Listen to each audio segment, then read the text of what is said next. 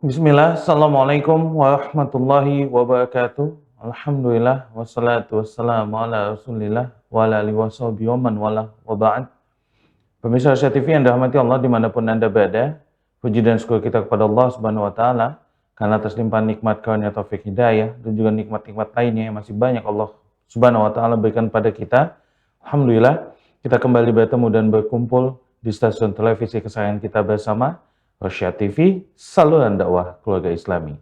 Dan tak lupa, semoga salawat dan salam senantiasa tercurah untuk suasana kita, makhluk termulia yang pernah hidup di atas dunia, Nabi kita Nabi besar Muhammad sallallahu alaihi wasallam, dan semoga salat dan salam itu senantiasa tersambung untuk istri-istri beliau, keluarga-keluarga beliau, sahabat-sahabat beliau, dan juga orang-orang yang teguh memegang dan menjalankan sunnah beliau sampai hari kiamat nanti.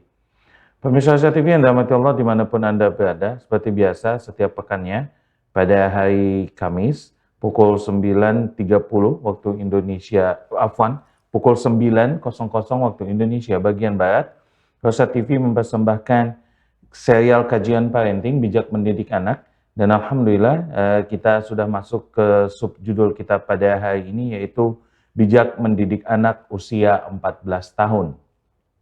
Dan seperti biasa, kajian atau serial kajian parenting ini akan dibimbing atau disampaikan materi oleh guru kita Ustadz Abu Salma Muhammad Hafizahullah Ta'ala yang disiarkan langsung dari Depok, Jawa Barat. Dan perlu kami informasikan pada Anda semua bahwasanya insya Allah Ta'ala kajian akan berlangsung menjadi 2 sesi. Sesi pertama, nanti Ustadz akan menyampaikan materi seputar subjudul kita hari ini, yaitu bijak mendidik anak usia 14 tahun.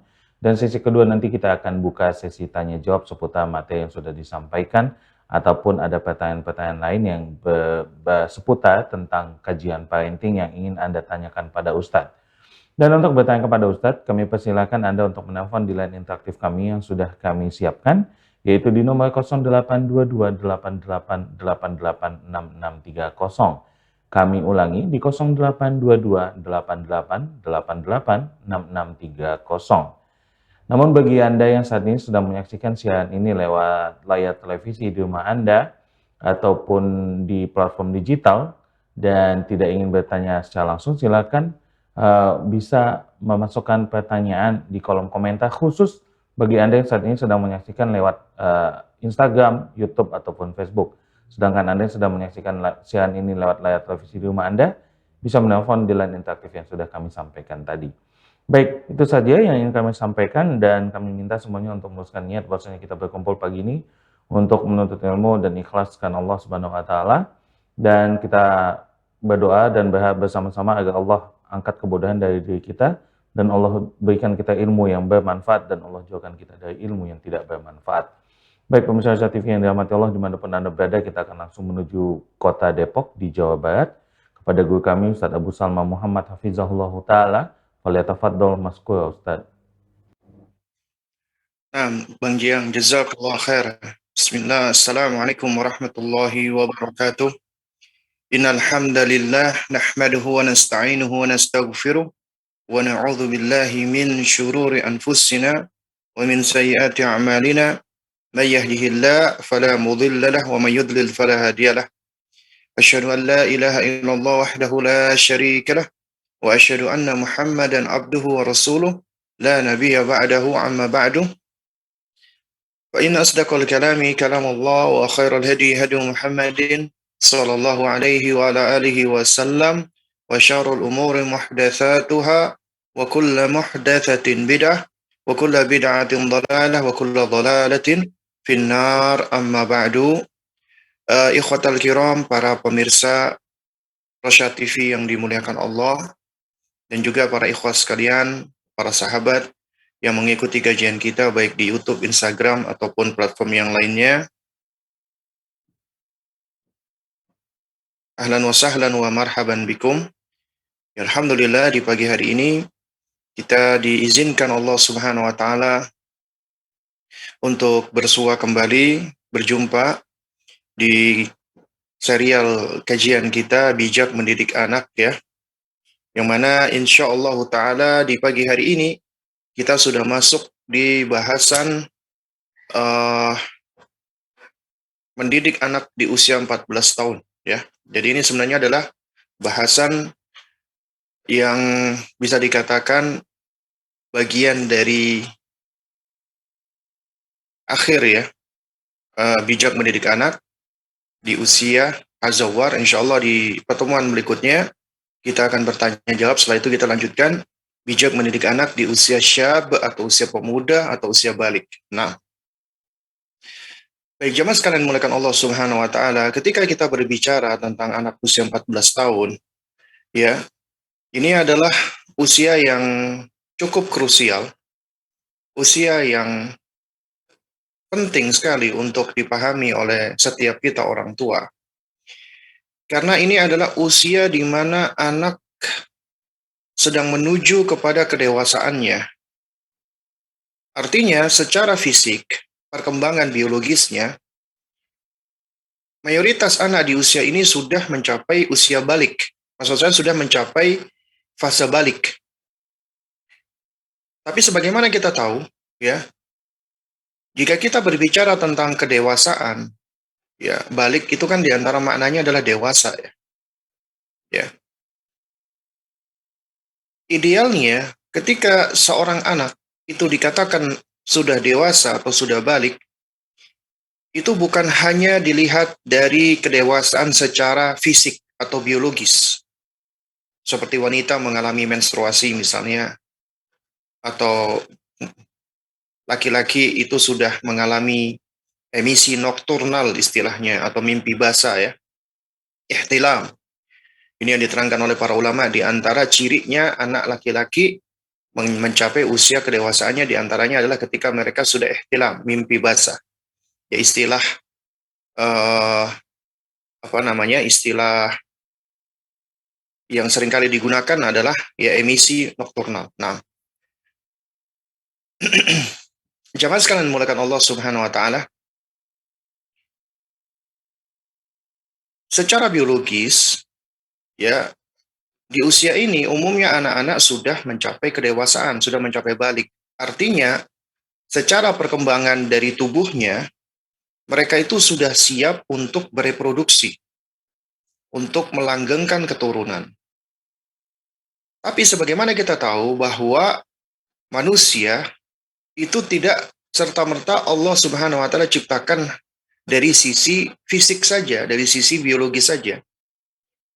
Allah juga memberikan kepada manusia itu dari sisi yang seringkali tidak kelihatan, tapi itu yang penting, yang dominan, yaitu dari sisi kognisi, perkembangan akalnya.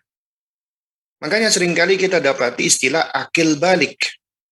Karena seharusnya anak yang sudah balik itu juga mereka sudah memiliki daya nalar yang baik. Akil. Orang yang berakal.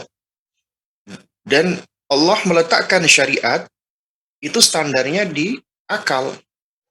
Artinya anak-anak yang belum balik itu mereka belum sempurna akalnya. Makanya mereka masih terangkat pena darinya. Artinya mereka masih belum berdosa. Ketika mereka tidak melaksanakan kewajiban atau mereka jatuh kepada perbuatan pelanggaran. Mereka masih belum berdosa. Ya. Nah, jamaah sekalian muliakan Allah Subhanahu wa taala. Karena itulah akal itu adalah sesuatu hal yang penting dan diakui di dalam agama kita. Allah Subhanahu wa taala di antaranya memuliakan kita anak keturunan Adam itu dengan Allah karuniakan akal. Ya, sebagian ulama menyebutkan al-fuad atau al-afidatu, meskipun ya banyak varian-varian pendapat berkaitan dengan hal ini. Al-Hafidz Ibnu Katsir rahimahullah ketika menafsirkan al-afidatu di dalam An-Nahl 78, beliau mengatakan wahiyya al-uqul. Makna afidah fuad itu adalah akal. Ya, allati yumayyizu biha bainal asya'. Yang mana akal itu memiliki kegunaan atau fungsi untuk yumayyizu, melakukan tamyiz, memilah-milah segala sesuatu, ya, nafi'iha wa dhariha, mana yang bermanfaat, mana yang berbahaya, mana yang khair, mana yang syar, ya. Itu diantaranya adalah akal. Tapi akal tidak bisa independen. Akal tidak bisa berdiri sendiri.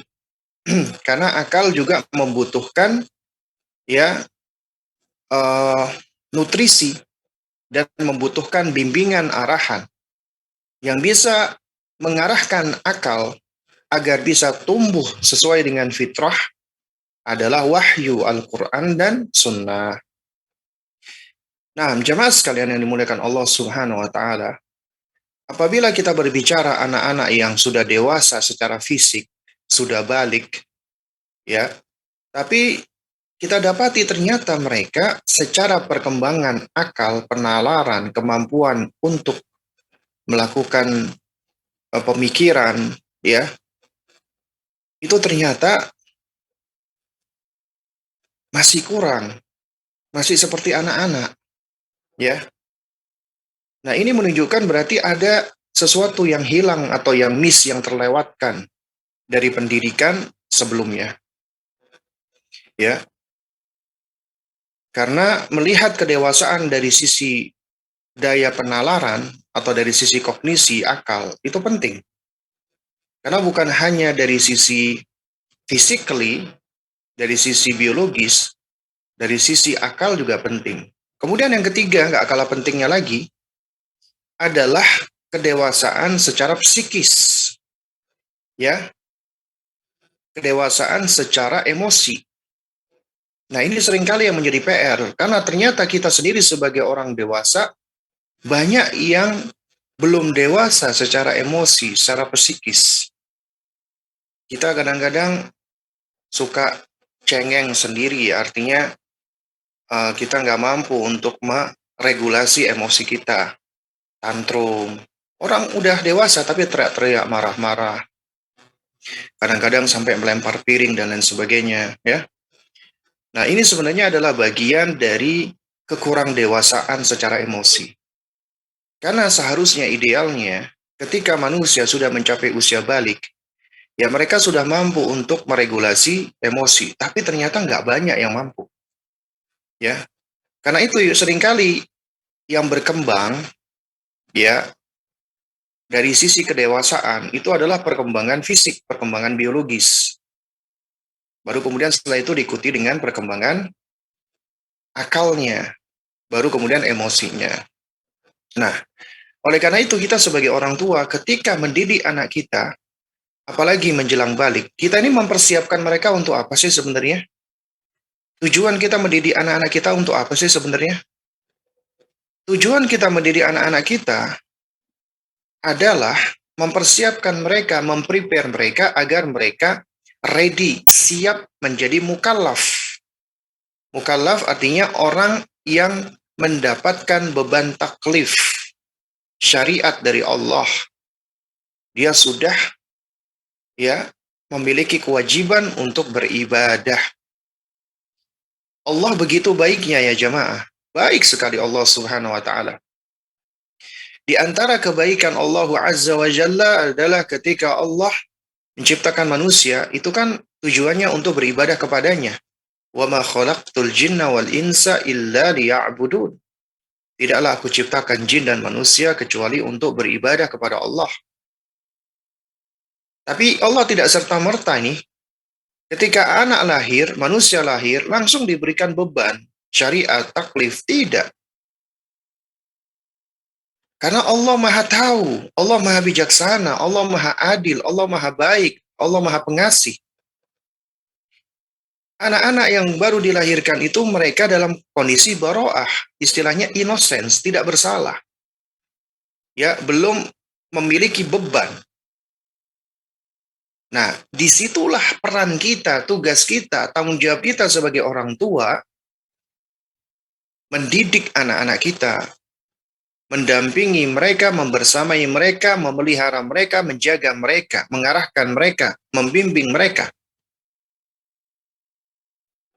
memprepare mereka agar mereka siap ketika sudah masuk waktunya mereka dewasa, balik, maka mereka sudah bisa menjadi hamba Allah seutuhnya.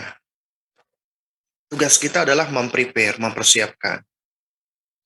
Jadi tanggung jawab kita adalah mempersiapkan anak agar mereka siap menjadi Abdullah, hamba Allah.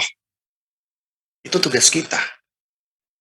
Dan kita adalah hamba-hamba Allah, ibadullah.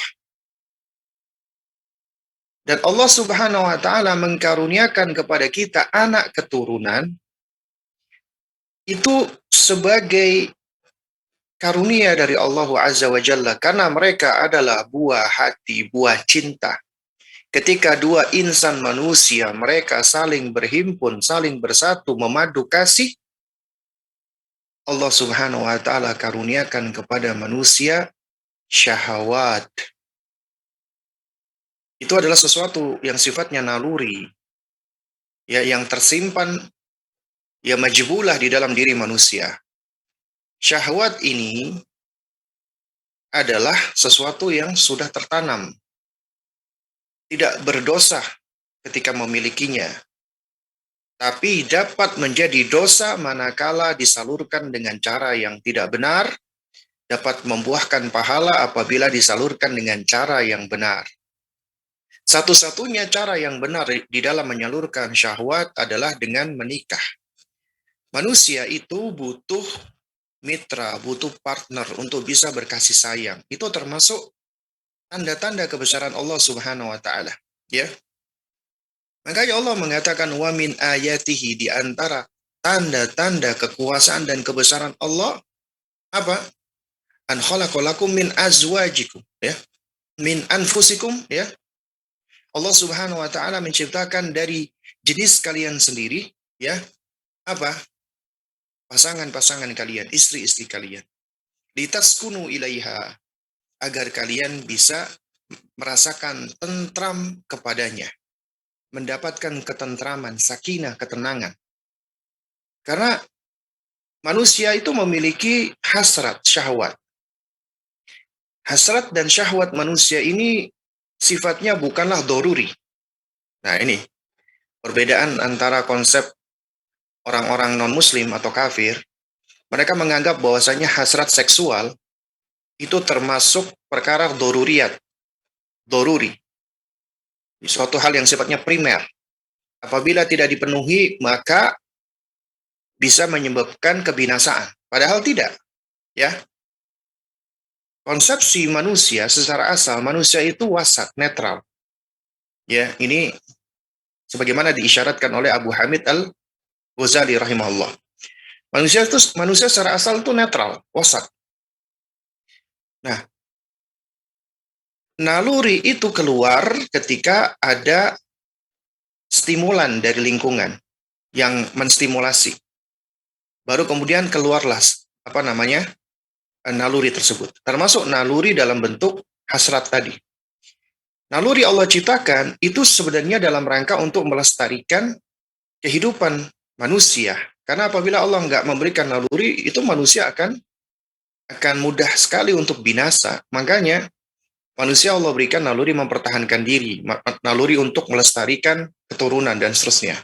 Di antara bentuk naluri melestarikan keturunan, Allah berikan yang namanya syahwat, yaitu naluri seksual. Ya. Nah, naluri seksual ini, ya, adalah sesuatu yang sudah ada di dalam diri manusia, dan ini akan semakin muncul ketika anak sudah mencapai usia balik. Nah, ini penting bagi kita untuk mengetahuinya. Dan penting bagi kita untuk mengajarkan pendidikan seksualitas.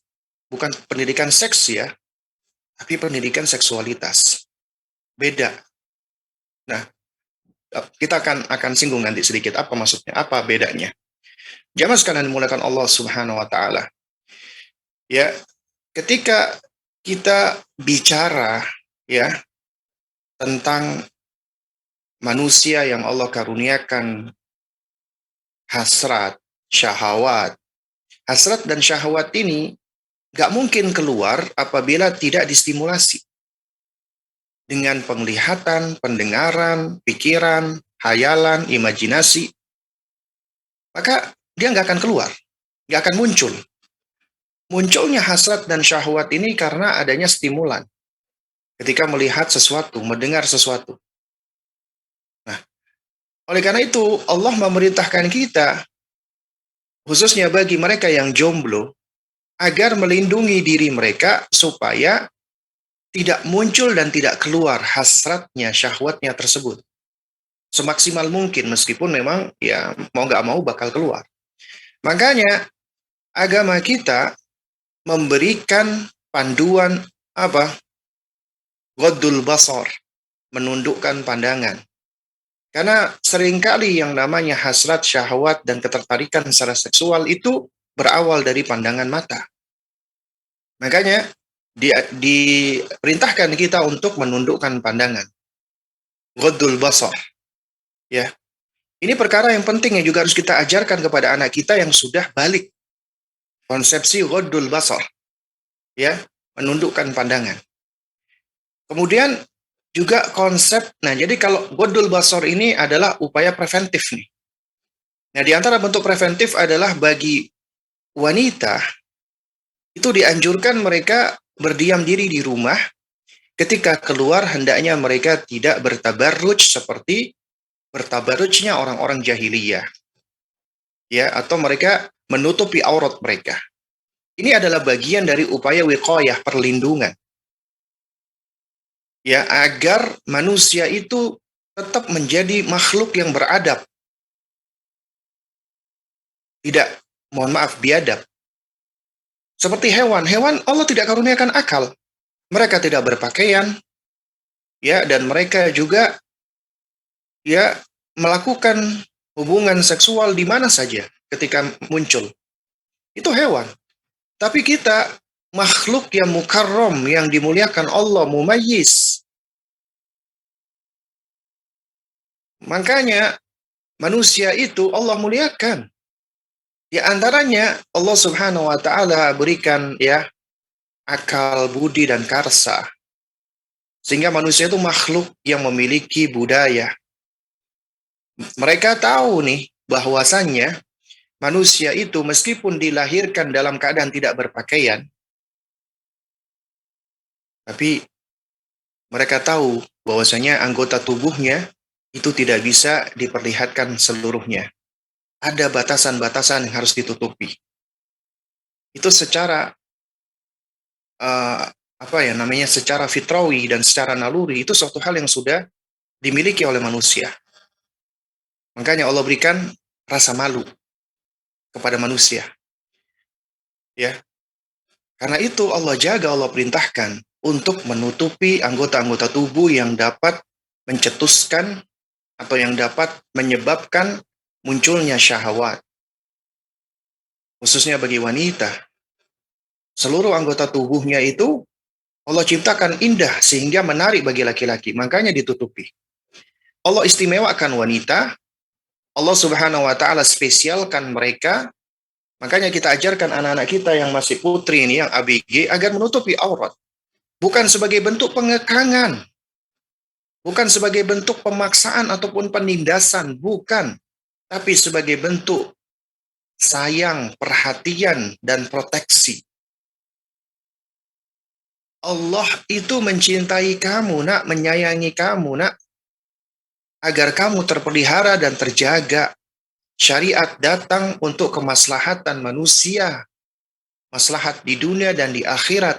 Maslahat itu membawa kebaikan, membawa manfaat. Dan agama kita datang menolak kemudorotan, menolak bahaya, menolak kejelekan, menolak keburukan.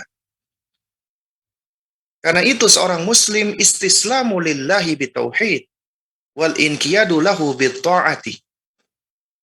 Makanya seorang muslim itu adalah dia harus berserah diri, memasrahkan dirinya, submit kepada Allah dengan mentauhidkannya,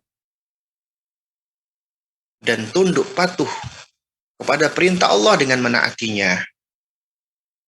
Jadi apabila Allah perintahkan kita untuk berhijab, itu adalah bentuk kasih sayang Allah kepada manusia. Allah yang lebih tahu dengan kamu, nak, kebaikan kamu, apa yang baik untuk kamu.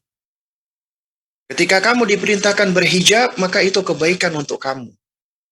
Sebagai bentuk perlindungan dan proteksi buat kamu.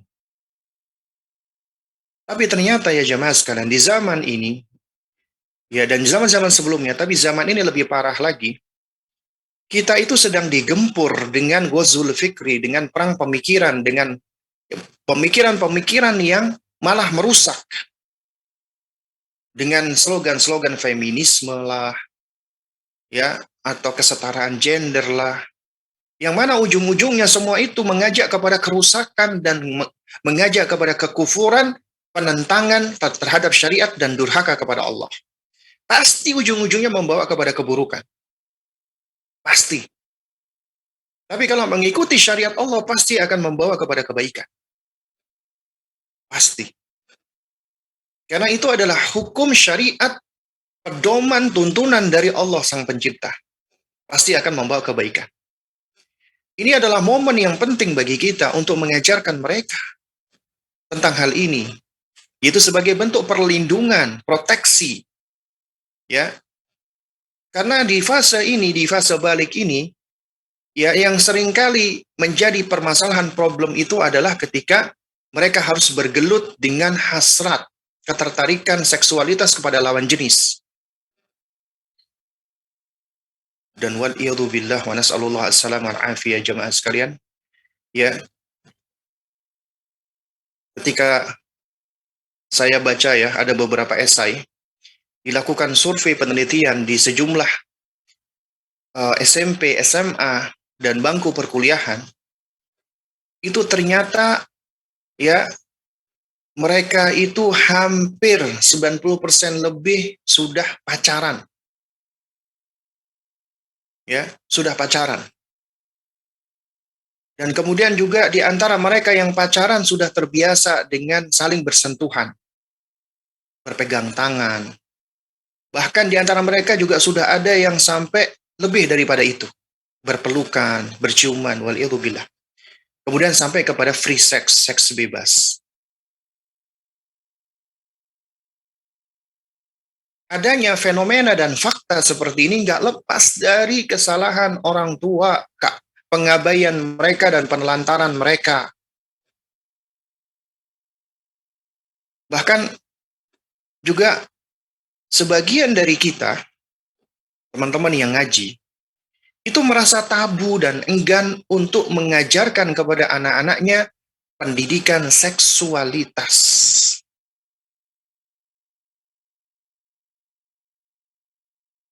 Ini problem. Ya.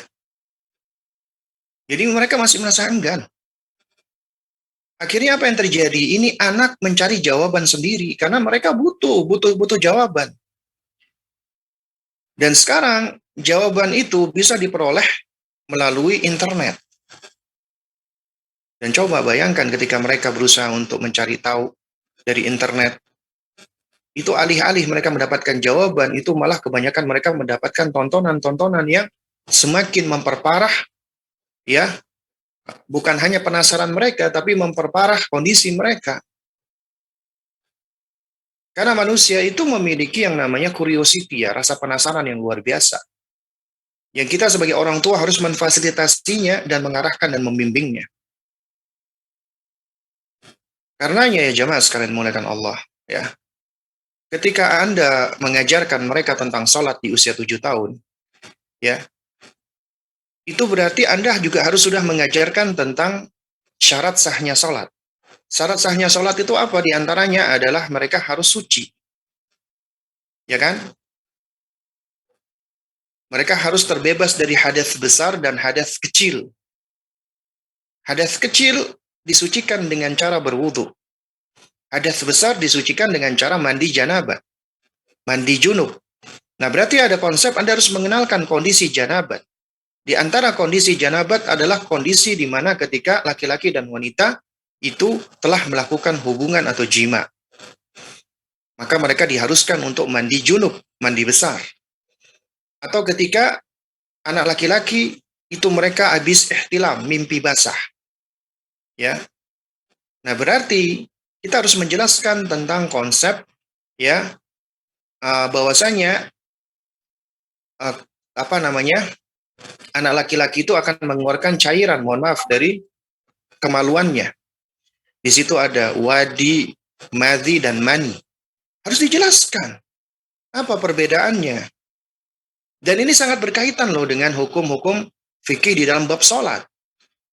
Ya, misalnya anak yang nggak pernah diajarkan, dia mimpi basah, kemudian dia cuma nganggap itu ngompol, kemudian dia sholat, nggak sah sholatnya, ya, nggak sah. Kemudian juga di antara syarat sahnya sholat adalah harus menutup aurat. Nah, berarti harus dijelaskan batasan-batasan aurat, mana aurat laki-laki, mana aurat perempuan. Nah, kita seringkali akan mendapatkan kenapa Umi perempuan itu lebih luas auratnya daripada laki-laki. Kenapa kok nggak sama? Maka ya jawaban kita adalah Allahu Azza wa Jalla yang lebih tahu. Tapi itu ya yang wajib kita yakini, Allah mengistimewakan kaum wanita. Dan orang-orang soleh zaman dahulu seperti ibundanya Maryam. Maryam ini wanita yang istimewa, Allah istimewakan, sebutkan namanya di dalam Al-Quran. Ketika uminya melahirkan dia mengatakan, Laisa dzakaru kal untha. Anak laki-laki tidak sama dengan anak perempuan. Demikianlah Allah ciptakan memang berbeda. Secara penampilan, feature saja, itu berbeda.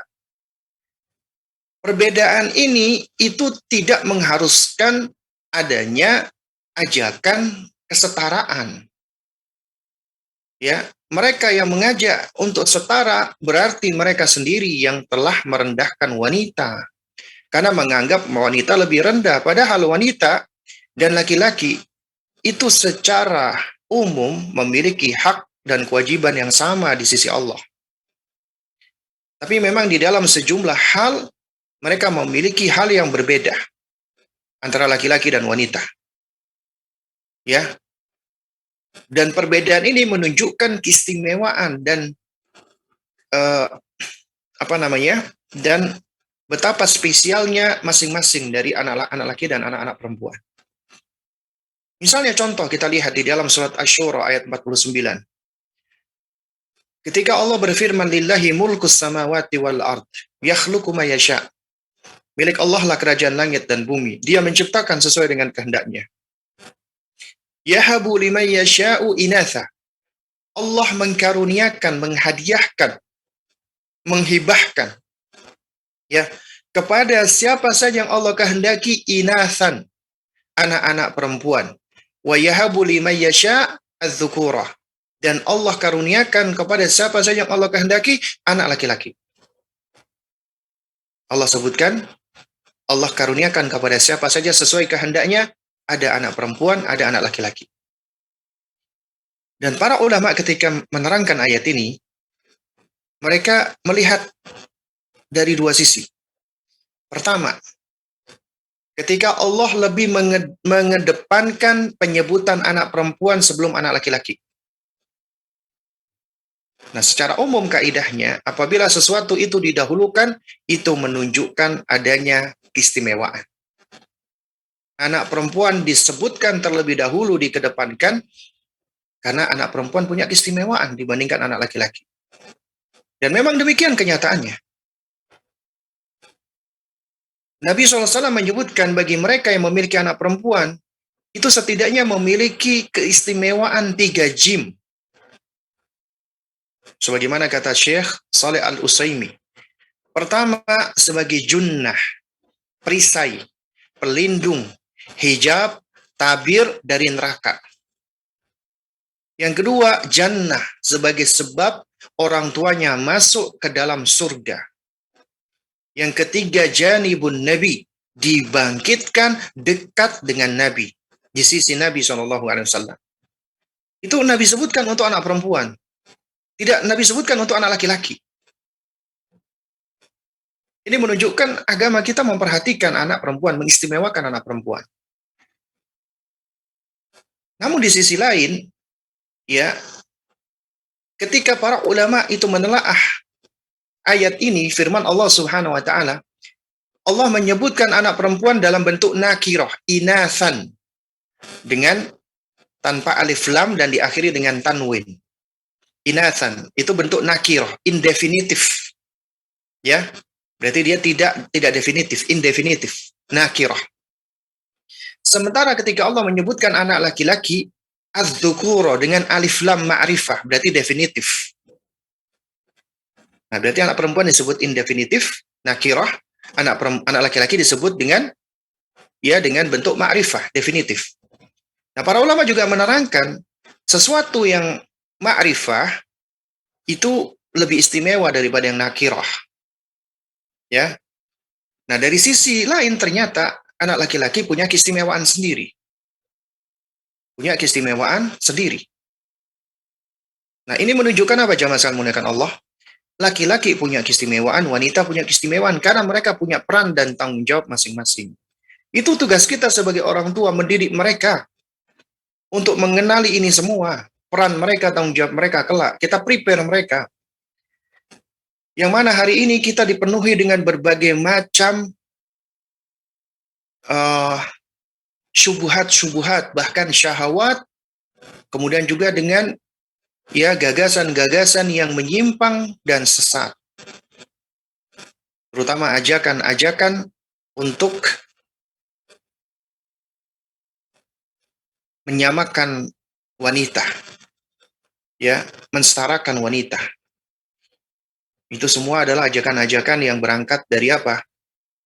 Dari hawa nafsu dan kebodohan tentang diri dan ketidakpercayaan atas keistimewaan wanita.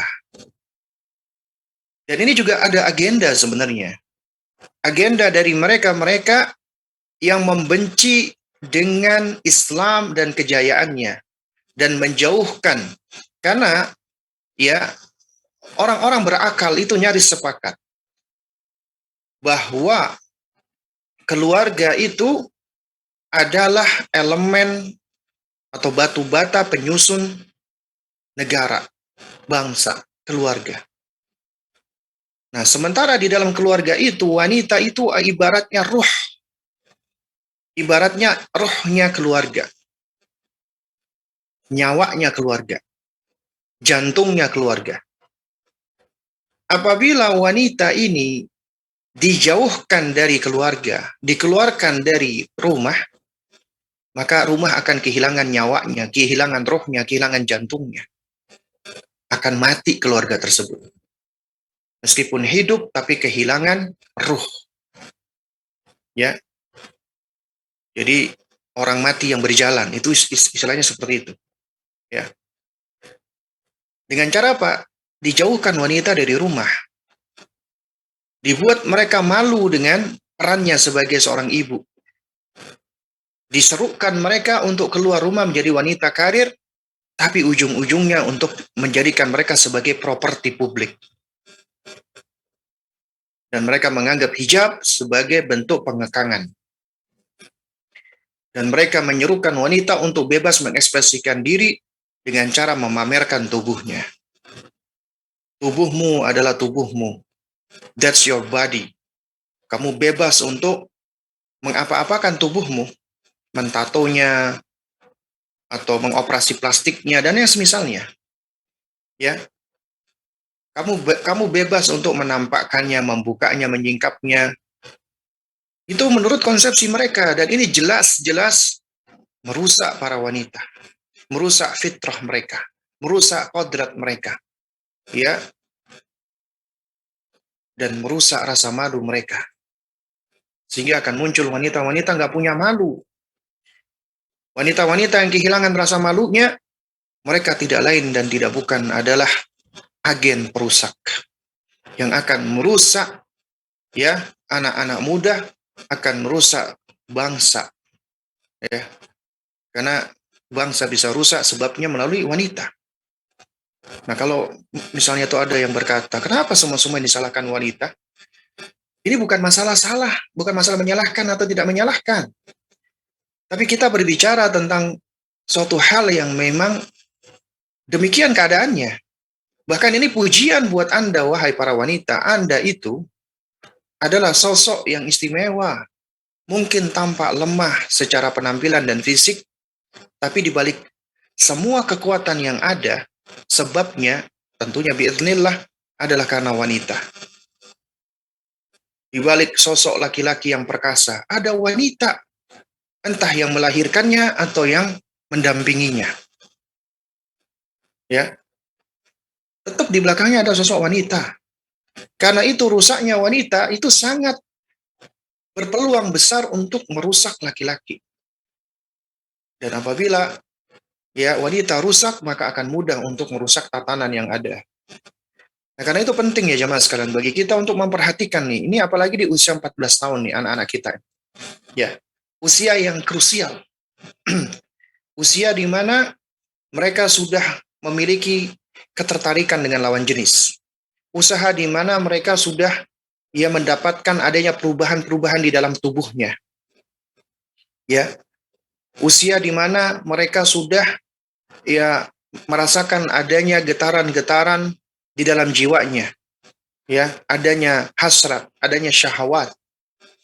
Dan ini kita sebagai orang tua apabila nggak melakukan pendekatan yang tepat dengan mereka, berbahaya. Karena ada orang tua yang abai, orang tua yang cuek, menelantarkan mereka.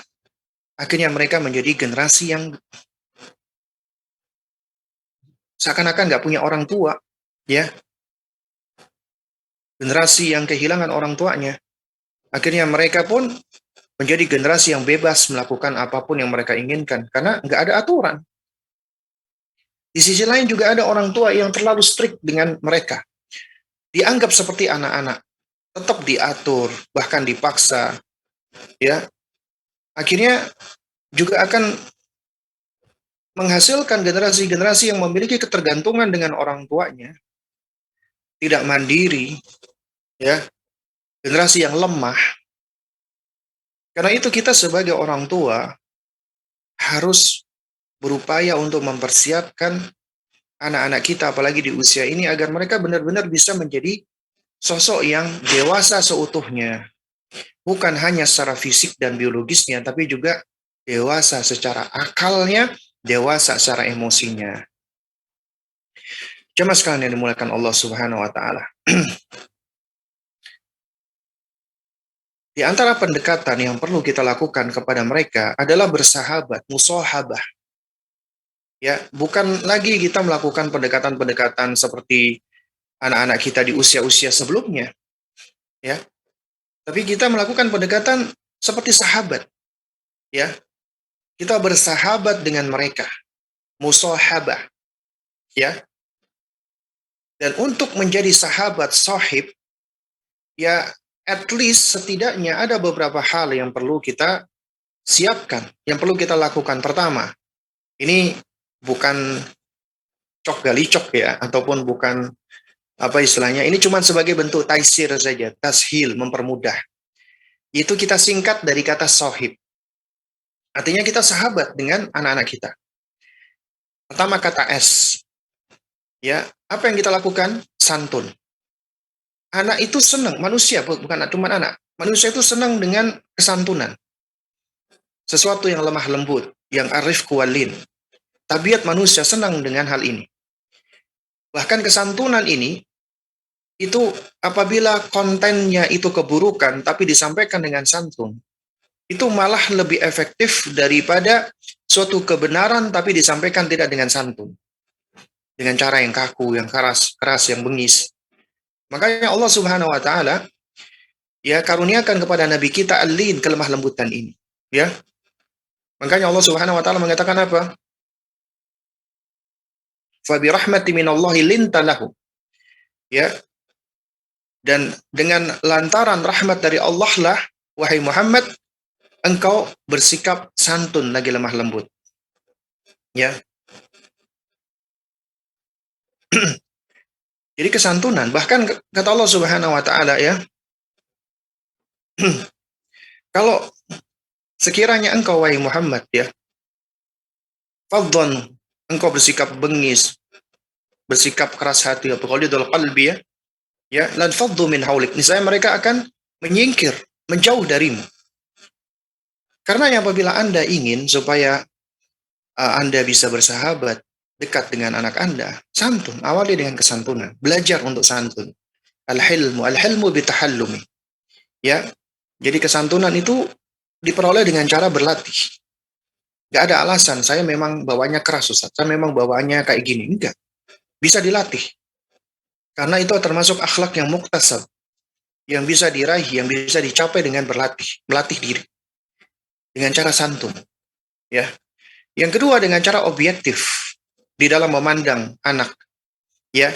Objektif itu mengharuskan kita juga untuk berempati, tidak mudah menvonis, tidak mudah menjudge, tidak berburuk sangka.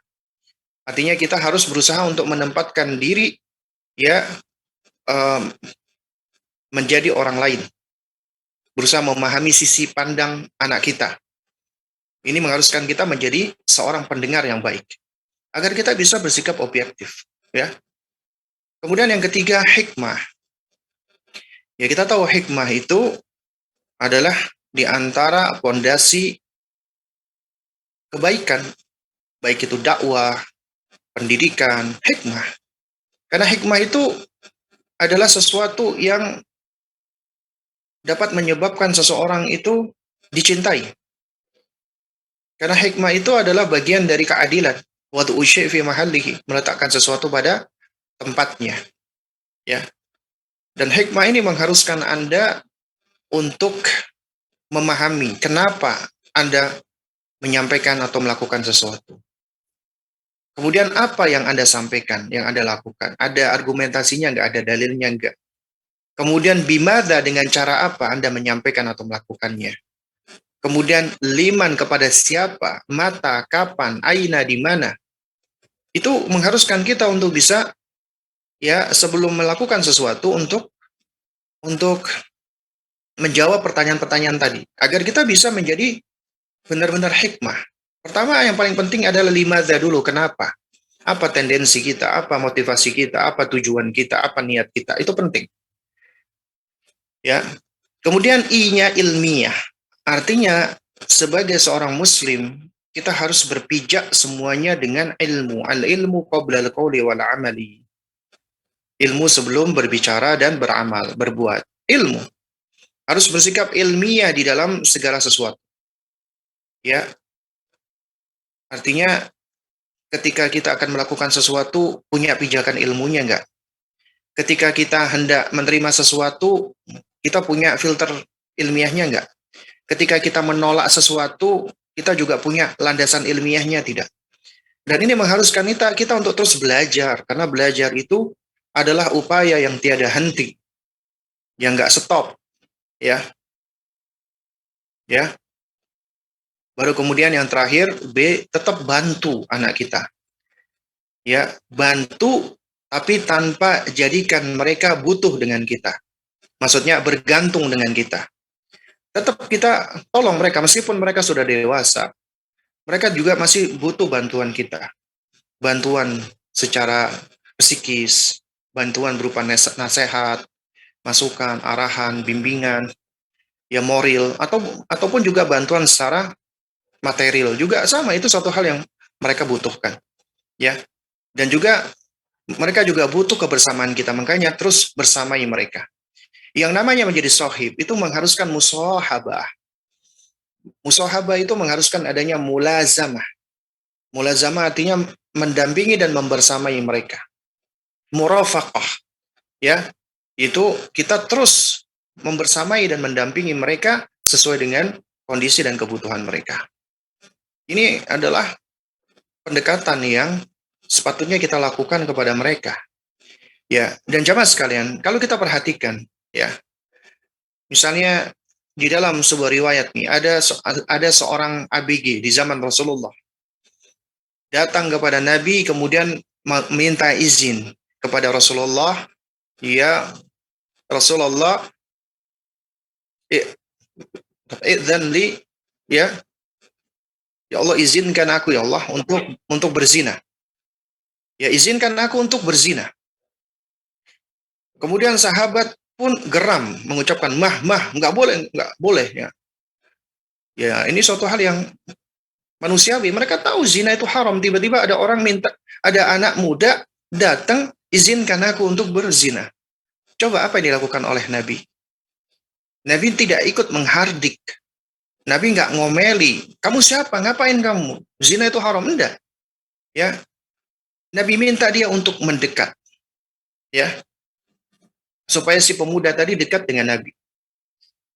Kemudian setelah mendekat, Nabi tidak langsung menceramai, tidak langsung memberikan nasihat, tapi diajak berpikir. Kenapa? Karena ini usia di mana manusia Allah sudah berikan kemampuan untuk bernalar. Pertama ditunjukkan dulu afeksi. Ya, itu kuncinya pertama. Ya, menggait atau memikat hatinya dulu dengan cara-cara yang lemah lembut. Tidak dengan cara menghardik, marah, ngomel, enggak. Membangun koneksi dulu sebelum koreksi. Makanya Nabi tetap lemah lembut dan disuruh dia dekat. Kemudian Nabi menyampaikan dengan cara lemah lembut. Diajak dia untuk berpikir dengan cara berempati. Ya, bagaimana jika ada seseorang berzina dengan ibumu? Apakah engkau ridho, rela? La wallahi, tidak. Demi Allah ya Rasulullah, aku nggak rela ibuku dizinahi. Maka demikian pula dengan ya yang lainnya. Kemudian diajak oleh Nabi terus berpikir bagaimana jika bibimu, apa saudara dari ayahmu atau apa saudari dari ibumu ya itu dizinai, apakah engkau apa ridho? Tidak, wallahi adikmu. Seterusnya diajak oleh Nabi. Ya. Nah, dari jawaban atau metode Nabi SAW yang mengajak mereka untuk berpikir, ya, itulah yang akhirnya dapat lebih mengarahkan mereka. Kemudian diakhiri di dalam hadis Nabi SAW ya menyentuh atau memegang dadanya dan mendoakannya, ya, agar agar Allah Subhanahu Wa Taala uh, membersihkan hatinya dan menjauhkannya dari hal-hal yang buruk, ya. Ini adalah caranya manusia yang istimewa, paling istimewa bahkan, ya. Yang mana beliau itu diutus tidak lain dan tidak bukan sebagai contoh bagi kita. Kita memang nggak bisa mencontoh Nabi secara utuh, 100%. Tapi bukan alasan bagi kita ketika kita nggak bisa mencontoh beliau 100%, berarti nggak usah mencontoh saja. Itu berarti adalah suatu hal yang nggak benar. Kita memang nggak bisa mencontoh beliau sempurna, tapi tetap kita bisa berupaya, berusaha untuk apa? Muqarabah, mendekati. Nggak bisa sempurna, ya setidaknya kita berusaha untuk mendekatinya. Mendekati kesempurnaan semampu kita. Karena Allah nggak melihat hasil, nggak melihat kesempurnaan. Kesempurnaan milik Allah. Yang dilihat adalah upaya kita, sejauh mana kita berupaya. Ya, sejauh mana usaha kita. Nah, karena itu jamaah sekalian yang dimuliakan Allah Subhanahu wa taala, ya. Usia seperti ini adalah usia-usia yang sangat krusial sekali, penting sekali kita untuk mendampingi mereka, karena mereka ini sudah masuk dalam fase dewasa, dan ketika mereka memasuki kedewasaan ini, mereka seperti memasuki sebuah gerbang atau pintu yang baru, yang mana umumnya manusia butuh guide, ya, butuh pengarah dan pembimbing. Tentunya kita sebagai orang tua yang harus mengarahkan mereka, membimbing mereka. Jangan biarkan mereka mencari guide-guide yang lainnya dari teman-teman yang gak jelas, atau dari internet, atau dari yang lain. Itu malah membahayakan. Ya. Dan penting bagi kita untuk mengajarkan kepada mereka pendidikan seksualitas. Bukan pendidikan seks, bukan. Pendidikan seksualitas itu adalah kita mengajarkan mereka mengenali diri mereka dan segala apa yang ada pada diri mereka. Allah memberikan kepada mereka gender, kelamin. Ya. Kemudian Allah memberikan apa kepada mereka, ya, dengan adanya kelamin ataupun gender tersebut pasti ada perannya, pasti ada tujuannya, ada fungsinya. Nah, itu tugas kita mengajarkan kepada mereka. Kemudian juga Allah juga akan Allah Subhanahu wa taala juga memberikan ketertarikan kepada lawan jenis, cinta kasih, ya. Jadi kalau anak Anda misalnya naksir dengan lawan jenisnya, jadi kita sebagai orang tua nggak usah heboh, nggak usah langsung, aduh gimana nih anak saya ini. Itu suatu hal yang alami, manusiawi, nggak bisa dihindarkan gitu loh. Ya. Jadi yang harus kita lakukan adalah apa? Kita ajarkan bahwasanya memiliki ketertarikan itu tidak berdosa, nggak dosa. Nah, sekarang tinggal kita mengarahkan nih dengan cara yang tepat, dengan cara yang hikmah, agar ketertarikan itu tidak berbuah dosa, tidak berujung kepada dosa, tapi malah bisa berujung kepada pahala. Ya, nah di antara berujung kepada pahala adalah apabila itu memang sudah bisa disalurkan dengan cara pernikahan. Kalau memang masih belum memungkinkan, ya berarti diarahkan dengan cara yang lain, misalnya berpuasa. Berpuasa berpahala tidak berpahala, atau melakukan aktivitas-aktivitas yang bermanfaat yang lainnya. Kemudian juga diajak untuk berpikir, ya. Misalnya ini anak putri kita naksir dengan seseorang. Ya, jangan langsung kita marah-marahi, kita salahkan. Jangan. Bahkan orang tua yang baik adalah ketika anaknya itu mau curhat. Kita bisa melihat gelagat. Misalnya dia kok sekarang pendiam, apa pemalu, kemudian kok cenderung suka kikuk, berdebar-debar. Wah, jangan-jangan anakku ini sudah jatuh cinta dengan orang lain. Nah, dari situ coba kita sebagai orang tua yang sudah lebih duluan pernah menjadi remaja ya, itu kita seharusnya melakukan pendekatan yang tepat. Kita ajak dia bicara, biarkan dia bercerita. Ya, misalnya kalau sampai dia mau cerita itu bagus sebenarnya. Umi, aku di mana gitu, aku ketemu sama ada si Fulan ini baik di gini-gini. Nah, kita cari tahu dulu itu, ya, yaitu tentang si Fulan. Cari informasinya. Siapa si Fulan ini? Kemudian apa yang dia ketahui tentang si Fulan ini? Apa yang menyebabkan dia senang dengan si Fulan ini ya? Apa ketertarikannya? Nah, baru kemudian kita bisa masuk pelan-pelan gitu loh. Ya, kita bisa masuk pelan-pelan. Umumnya anak-anak apalagi di zaman now mereka itu tertarik sesuatu itu karena suatu hal yang bersifat zahir. Umumnya seperti itu. Ngelihat yang kelihatan baik, kelihatan ini atau bahkan lihat dari fisiknya mungkin rapi atau ganteng dan semisalnya. Ya itu umumnya seperti itu. Nah, kita ajarkan bahwasanya kita tentunya adalah orang yang lebih berpengalaman ya. Bahwa yang namanya penampilan, yang namanya fisik, ya namanya zahir itu enggak langgeng ya.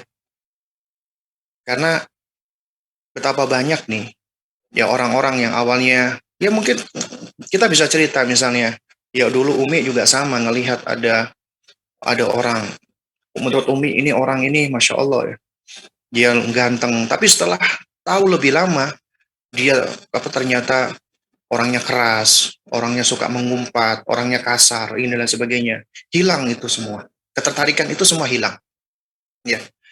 Jadi kita ajarkan bahwasanya yang namanya sesuatu yang lebih langgeng itu adalah apabila keindahan itu bukan hanya bersifat keindahan fisik, tapi keindahan hati, akhlak yang baik, yang berangkat dari akidah yang lurus. Itulah yang paling langgeng. Ajarkan itu. Mulai dari mereka masih kecil ya, ataupun mulai mau beranjak dewasa, ajarkan. Lihat jangan hanya kepada penampilan. Penampilan itu banyak menipu, itu cuma casing. Ya. Tapi sejatinya kecantikan yang paling benar adalah kecantikan hati. Sebagaimana ajarkan pula kepada mereka agar mereka itu tidak menilai, mendeterminasi dan mendefinisikan mereka dengan penampilannya. Ya, si Adam Mi, si Fulana cantik banget ya Mi. Kita katakan, kamu juga cantik. Menurut Umi, kamu jauh lebih cantik. Enggak Mi, dia kan putih, aku hitam. Lah, Allah Subhanahu Wa Taala nak, nggak melihat kecantikan itu dari penampilan fisik seperti ini nak. Ya, kita ajarkan bahwasanya kecantikan yang sebenarnya itu kecantikan pada hati, pada perangai, pada tutur kata yang baik, ya, pada manner yang baik, sifat yang baik. Itu kecantikan yang sebenarnya, ya. Jadi bukan dilihat dari fisik, dan ajarkan bahwasanya Allah nggak melihat itu semua. Bahkan di dunia ini, tubuh kita ini cuma casing sementara. Bahkan ada sebagian Allah Subhanahu wa taala berikan casing yang indah, tapi istidraj. Itu malah menyebabkan manusia menjadi lupa diri dengan Allah. Durhaka dengan Allah. Ya, akhirnya makanya mereka akhirnya ya mengeksploitasi tubuhnya. penampilannya, fisiknya, dalam rangka untuk merusak dirinya dan orang lain. Dan kita tahu kehidupan kita di dunia cuma sementara. Kehidupan sebenarnya ketika kita sudah berada di yaumil akhir. Nah, di surga, semua manusia yang masuk ke dalamnya adalah dalam keadaan yang paling indah. Ya, semuanya indah. Usianya sebaya. Gak ada yang jelek. Gak ada yang buruk rupa. Yang tadinya di dunia dia dianggap sebagai orang yang penampilannya gak baik. Tapi di surga menjadi orang yang paling indah. Sementara di neraka, dulunya di dunia dia mungkin orang yang paling ganteng satu kecamatan misalnya. Dia akan menjadi orang yang paling buruk, yang paling jelek. Karena itu kita ajarkan bahwasanya namanya kecantikan, ketampanan, itu di dunia ini cuma casing doang. Allah nggak melihat itu, makanya innallaha la yanzuru ila suwarikum wala ajsamikum. Allah nggak melihat kepada rupa kalian dan jasad jasmani kalian. Allah nggak lihat itu semua. Wala ila amwalikum, tidak pula dari harta-harta kalian. Walakin Allah yanzuru ila qulubikum wa a'malikum. Maka tetapi Allah melihat kepada hati dan amalan-amalan kalian. Itu yang dilihat oleh Allah. Itu kita ajarkan kepada mereka, anak-anak kita. Ya. Lalu kemudian yang terakhir ya jemaah sekalian dimuliakan Allah. Ya.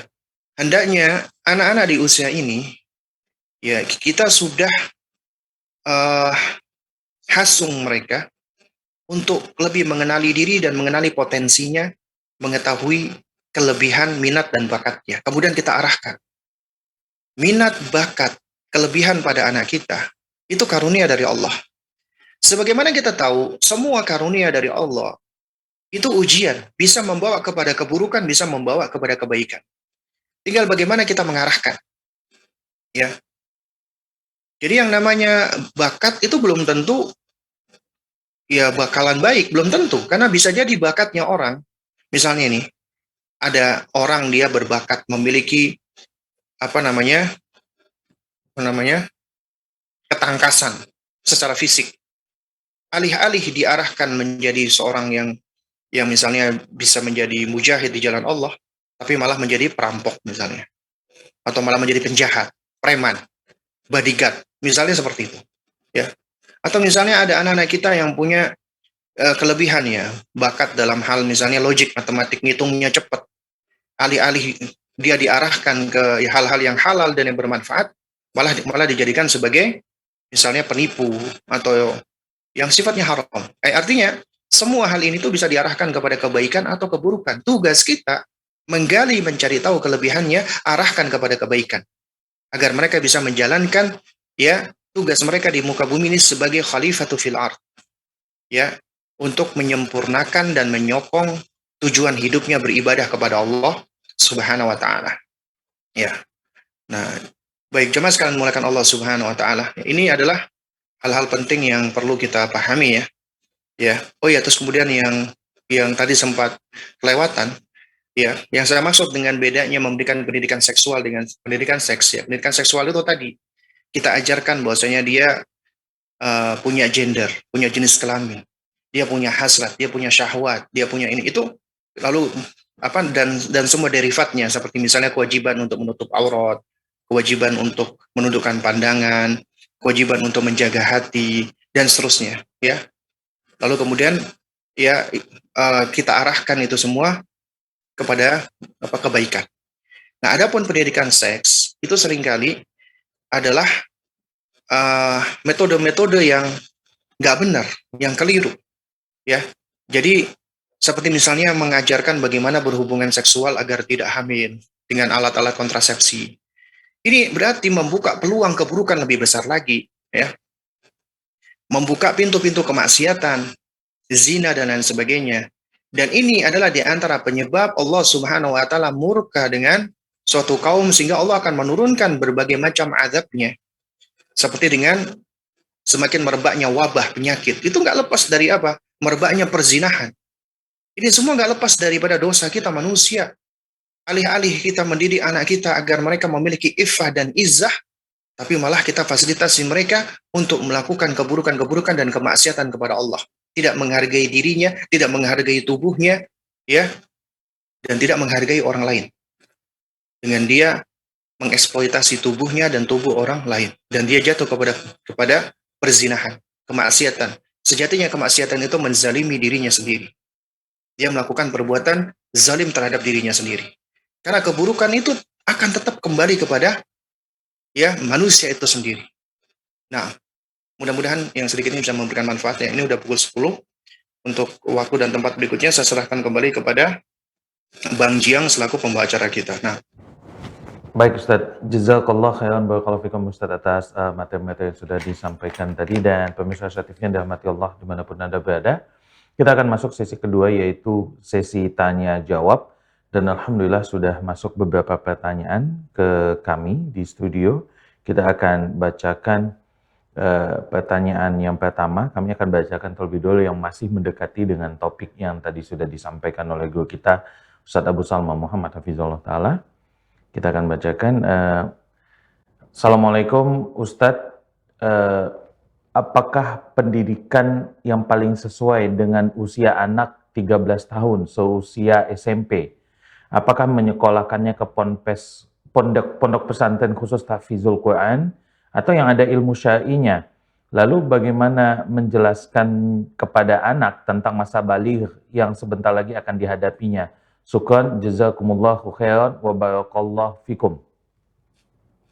ya wafik barakallah. Nah, jadi jangan sekalian menggunakan Allah ya untuk menetapkan tentang anak kita apakah lebih baik dipondokkan atau tidak, maka dikembalikan itu semua kepada tujuan kita mendidik anak kita. Ya, kemudian juga bagaimana paradigma atau mindset kita di dalam mendidik mereka berkaitan dengan sekolah. Ya, dan ini suatu hal yang sudah beberapa kali dijelaskan. Ya memang kita sebagai orang tua nggak ada yang sempurna. Tapi anak-anak itu kewajiban kita sebagai orang tua untuk mendidik mereka. Nah, dan kita nggak sempurna, artinya kita nggak bisa memberikan semua pendidikan yang dibutuhkan oleh anak kita. Karenanya, kita butuh untuk bermitra, kita butuh untuk bekerja sama, untuk ta'awun. Nah, diantaranya dengan sekolah atau lembaga pendidikan. Nah, mungkin yang perlu untuk kita garis bawahi adalah tentang masalah partnership kemitraan. Karena tiap keluarga beda-beda, Anda kepingin kemitraan yang seperti apa? Karena ada orang tua yang dia kepingin agar pembersamaan kepada anaknya itu terus berjalan, ya, sampai anaknya dirasa sudah waktunya untuk benar-benar mandiri, akhirnya dia melakukan pendidikan atau mencari tempat pendidikan yang dekat dengan rumahnya atau bahkan sampai homeschooling. Kenapa? Karena dia ingin tetap terus membersamai anaknya secara, ya bukan cuma secara hati saja, tapi juga secara fisik. Ya. Jadi zahiran wa batinan. Dia tetap dekat sama anaknya.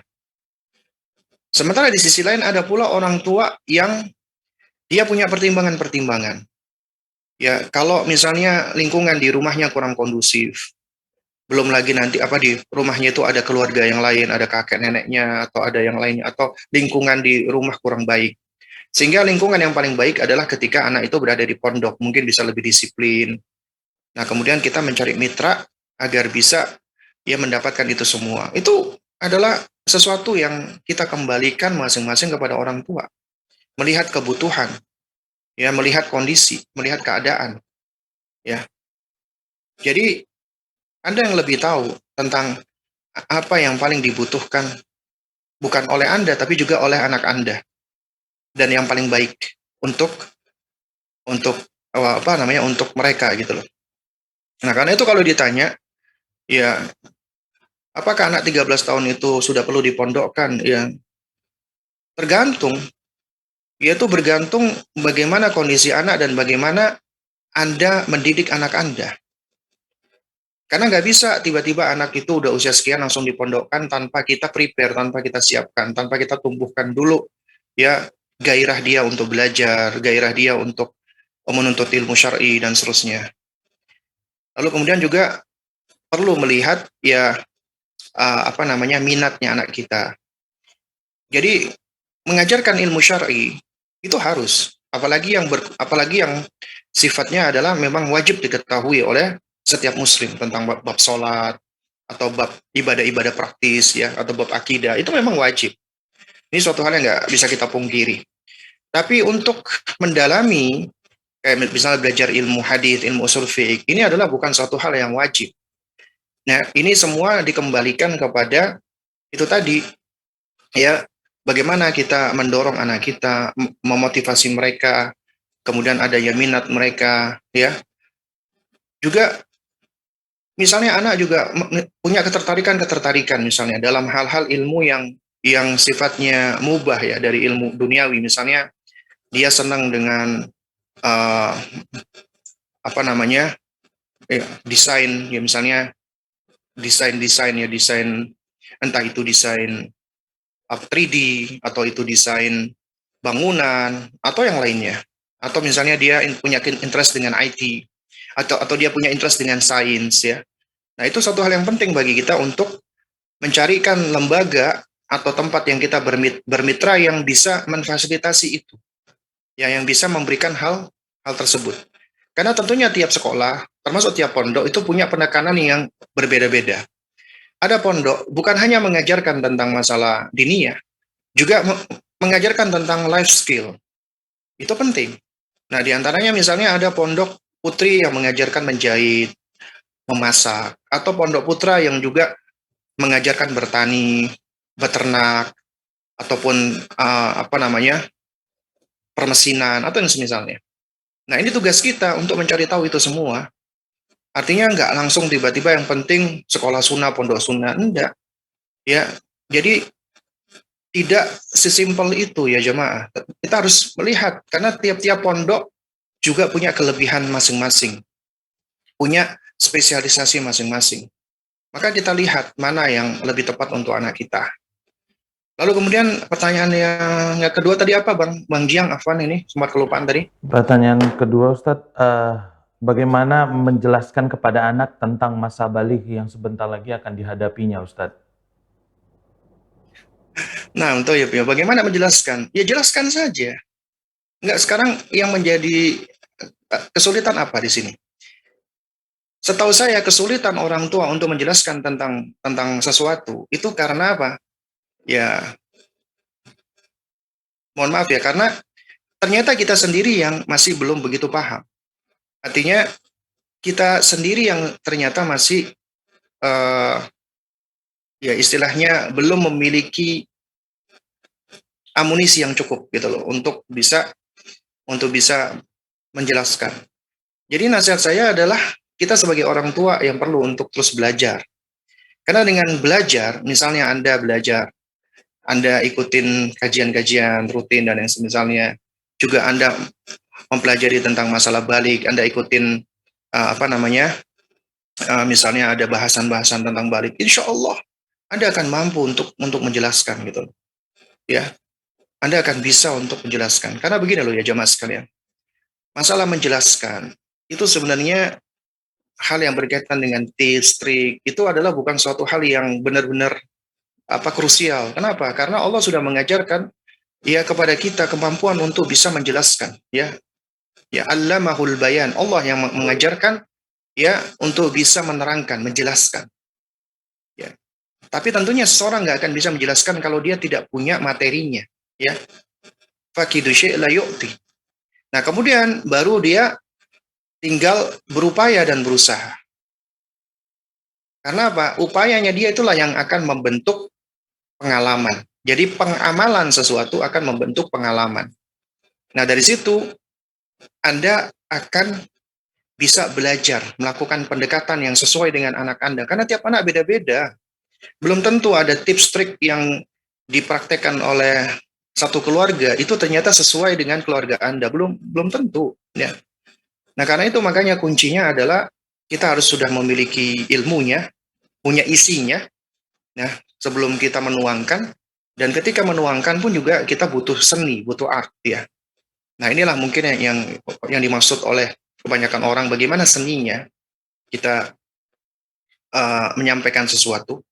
Nah, yang namanya seni atau art ini, ya, termasuk di dalam mendidik dan melakukan pendekatan, itu juga kembalinya kepada apa? Kepada sejauh mana kita mempraktekkan dan sejauh mana kita berusaha. Dan itulah yang akan membentuk pengalaman kita, ya. Jadi seperti ibaratnya begini loh. Ibaratnya seperti orang menjahit. Anda baru pertama kali memang ketika menjahit itu memang sulit. Bahkan masukkan benang ke jarum aja itu sulit. Tapi dengan terus berusaha, ya, kita berupaya mengulang-ulang, kita insya Allah akan bisa gitu loh. Bisa masukkan jarum ke benang, ya kita bisa masukkan benang ke jarum dan kita juga bisa menjahit awalnya mungkin tanpa acak-acakan, namun dengan kita terus belajar, maka hasil jahitan kita pun juga akan baik. Sama seperti filosofi orang bersepeda. Ya, ketika Anda baru pertama kali belajar sepeda, Anda mungkin takut, takut jatuh, ya. Nah, namun dengan terus belajar dan berusaha, ya, kita bahkan anak kita yang masih kecil pun juga akhirnya dia bisa bersepeda. Semua ada proses, semua ada waktunya gitu loh. Nah, jadi yang berkaitan dengan masalah bagaimana mengajarkan anak tentang balik, ya, itu bukan suatu hal yang sulit sebenarnya. Ya, asalkan Anda terus menjalin hubungan komunikasi yang baik dengan anak, Anda ngobrol, karena nggak mesti kita mengajar itu harus dalam kondisi formal, enggak. Kita bisa ngobrol biasa, kita bisa bincang-bincang biasa, ya. Kemudian baru kita sampaikan, kita ajarkan, ya. Dan itu semua adalah ya bergantung dari bagaimana kita di dalam uh, apa namanya melakukan approaching ataupun pendekatan kepada anak kita. Yang tentunya tiap orang tua punya perbedaan masing-masing. Nah, Allah alam. Baik Ustadz, jazakallah khairan barakallahu fikum atas jawabannya. Kita akan masuk ke pertanyaan berikutnya. Assalamualaikum Ustadz, bagaimana cara membangun kembali fitrah anak dalam hal keinginan dan kemauan kepada anak yang selalu berkata iya dan terserah? Jazakallah khairan Ustadz. Bagaimana membangun fitrah anak apa tadi? Afwan, Membangun kurang jelas tadi. kembali fitrah anak dalam hal keinginan dan kemauan, dan anak ini yang selalu berkata iya dan terserah, gitu Ustadz.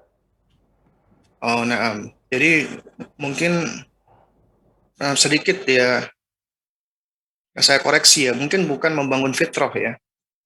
Karena kalau kita bicara tentang fitrah, ya ini adalah berkaitan dengan ya masalah ini ya, masalah keimanan, masalah Islam ya.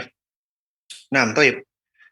Jadi mungkin maksud penanya adalah bagaimana kita menyikapi anak yang mana anak itu dia seakan-akan nggak tahu keinginannya, ya, atau dia ini istilahnya ketika belum belum mampu untuk memilih dan menentukan sesuatu.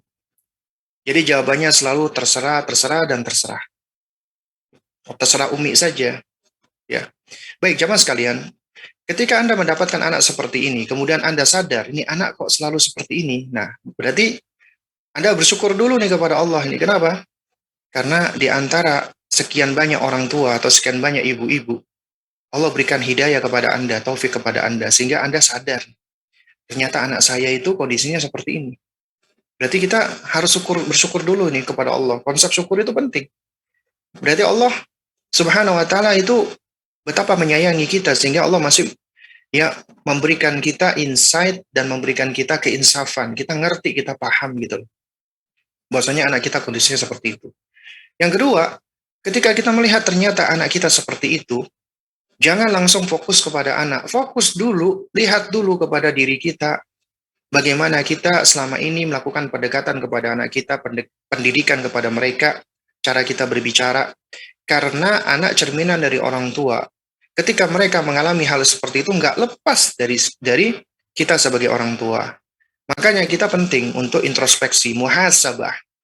Ya, karena kalau kita nggak mau introspeksi dan muhasabah, sulit bagi kita untuk melakukan perubahan atau melakukan perbaikan. Introspeksi dulu, muhasabah dulu, evaluasi dulu. Ya.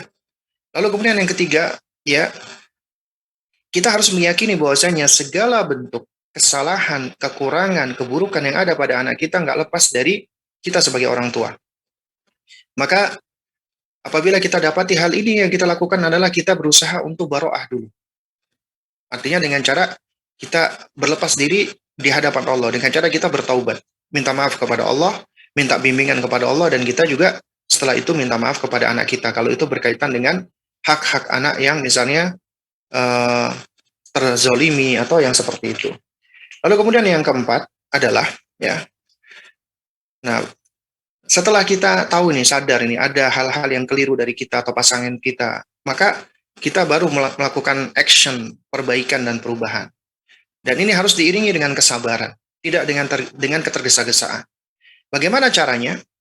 Caranya kita harus tahu nih, ternyata akarnya itu adalah anak kita itu dia belum begitu mengenal dirinya, belum mengenal keinginannya, kemauannya. Maka kita hasung dia agar dia mau untuk mengungkapkan apa yang ada di dalam dirinya.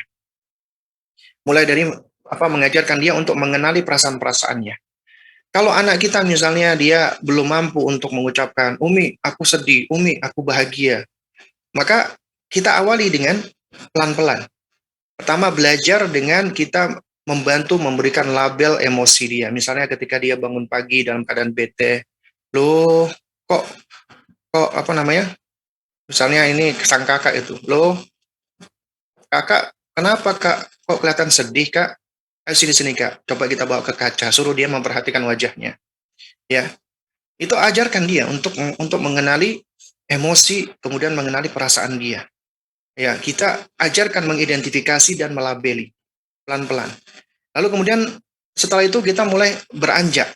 Kalau dia masih belum mau ngomong, kita berikan opsi dia tinggal menjawab iya tidak atau mengangguk atau menggeleng. Misalnya ketika dia lagi menunjukkan ekspresi sesuatu, kita tanya, misalnya begini tuh, apa kakak marah? Misalnya dia tinggal suruh dia mengangguk atau menggeleng, mengucapkan iya atau tidak. Kakak sedih, jengkel, capek, atau apa gitu loh. Nah itu dia akan belajar nih untuk mengenali. Nah baru kemudian setelah itu pelan-pelan kita minta dia, misalnya kita sampaikan, kakak kalau mau, kakak harus bicara, menyampaikan yang ada di dalam perasaan kakak. Kalau kakak nggak menyampaikan, sulit bagi Umi untuk bisa mengetahui. Jadi ajarkan dia, hasung dia untuk menyampaikan. Ya. Nah, terus kemudian ya sampai itu berjalan ya sembari kita menvalidasi perasaannya, emosinya dia juga.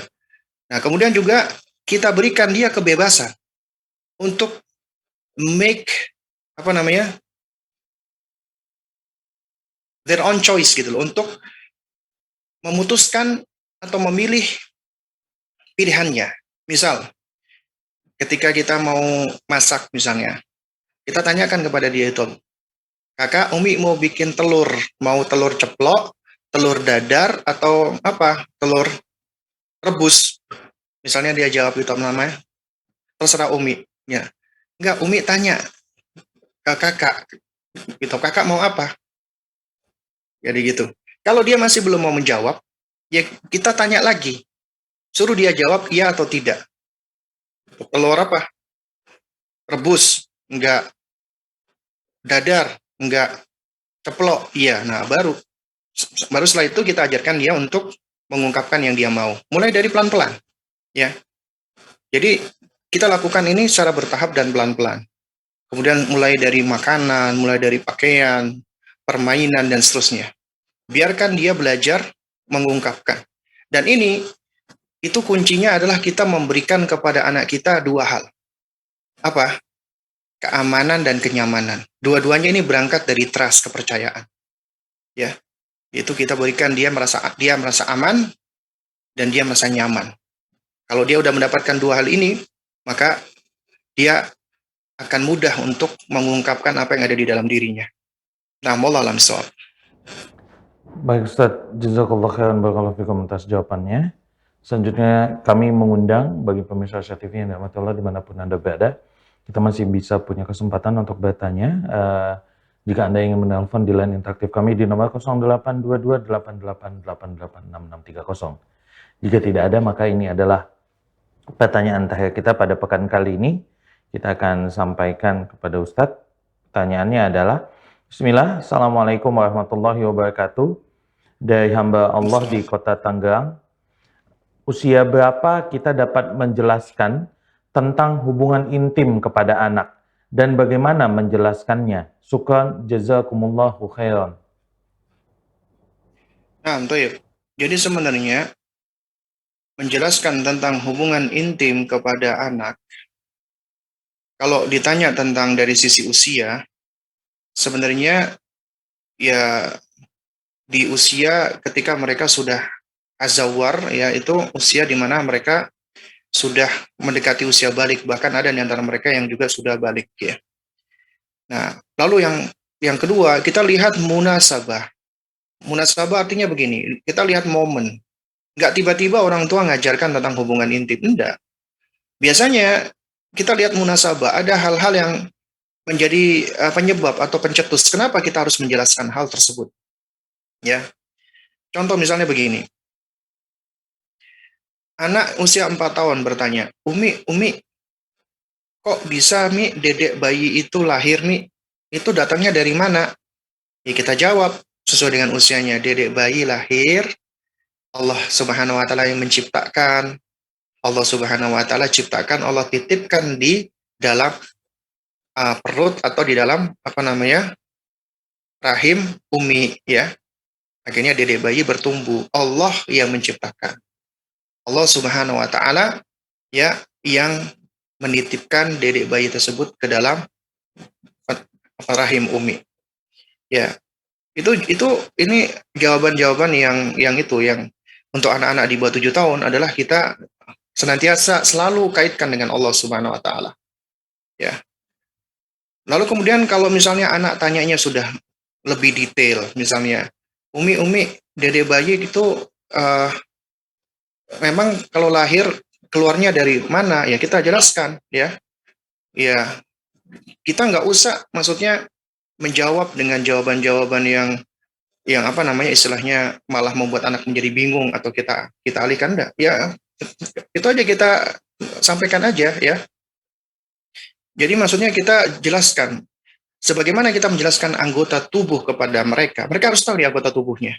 Sebagaimana Anda jelaskan ada mata, ada mulut, maka Anda juga harus jelaskan ya bahwasanya ya Allah memberikan kamu alat kemaluan.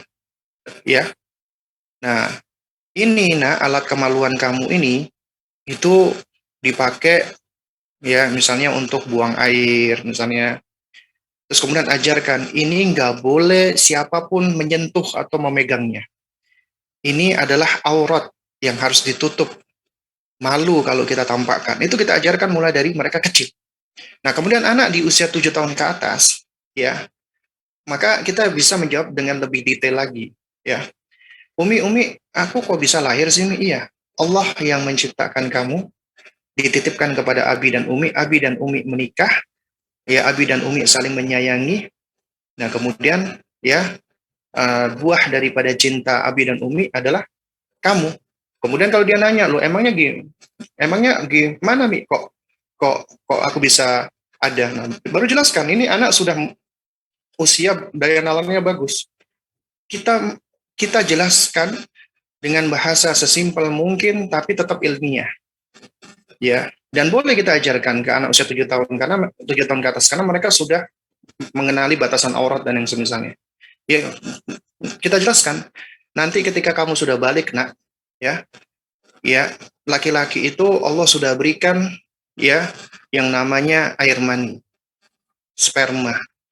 Nah, yang namanya sperma pada orang dewasa laki-laki apabila itu bercampur dengan ovum. Kita jelaskan lagi kalau wanita mengeluarkan ovum seperti sel telur. Itu ketika bersatu, ini sebab kemudian Allah Subhanahu wa taala ya izinkan akhirnya terbentuklah yang namanya zigot. Ya. Jadi jamaah sekalian menggunakan Allah Subhanahu wa taala. Ya. Ketika kita mengajarkan kepada anak kita dengan pendekatan saintifik ya, misalnya dalam hal fase perkembangan anak ya, ya itu ini adalah suatu hal yang baik sebenarnya untuk mengajarkan mereka daya nalar mereka.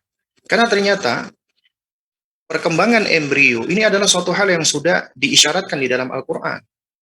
Ya, mulai dari alaqah, mulai dari nutfah, menjadi alaqah, menjadi mudghah, dan kemudian akhirnya menjadi sosok yang sudah utuh ya. Ini adalah bagian dari kita mengajarkan Al-Quran. Dan kita tunjukkan gambar perkembangan embriologi, kita jelaskan ya. Nah, ini loh, kamu itu berproses seperti ini, nak, dan kamu tumbuh di tubuhnya Umi, ya, agar mereka tahu.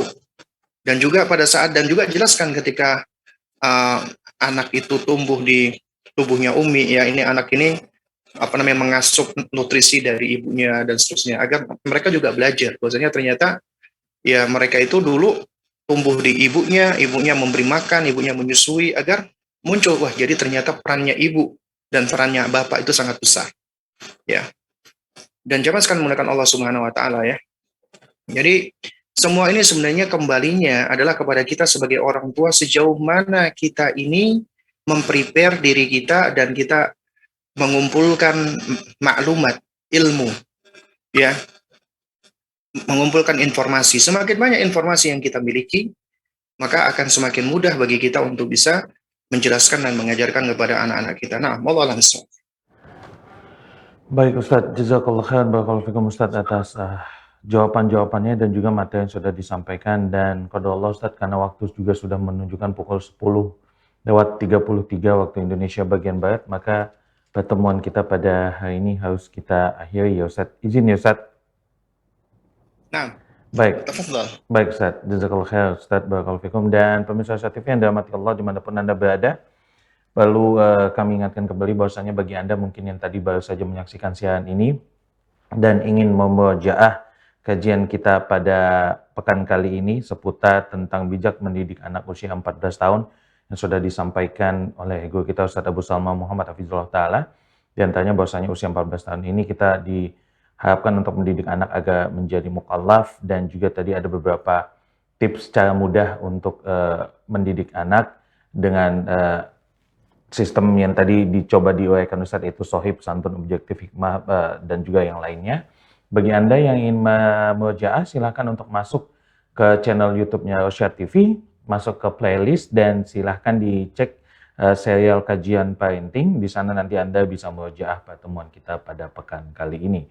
Baik pemirsa Rosyad TV yang dirahmati Allah dimanapun Anda berada, insya Allah ta'ala kita akan kembali bertemu di pekan yang akan datang, masih di hari yang sama, yaitu pada hari Kamis, di jam yang sama, insya Allah ta'ala pukul 9.00 waktu Indonesia bagian Barat, dan tentu saja masih di stasiun televisi yang sama, kesayangan kita bersama, Rosyad TV, saluran dakwah keluarga Islami. Dan kami seluruh kerabat kerja yang bertugas pamit undur diri. Kita tutup pertemuan kita pada pekan pagi kali ini dengan doa kafaratul majelis. Subhanakallahumma bihamdika, asyhadu an la ilaha illa anta, astaghfiruka wa atubu ilaik. Assalamualaikum warahmatullahi wabarakatuh.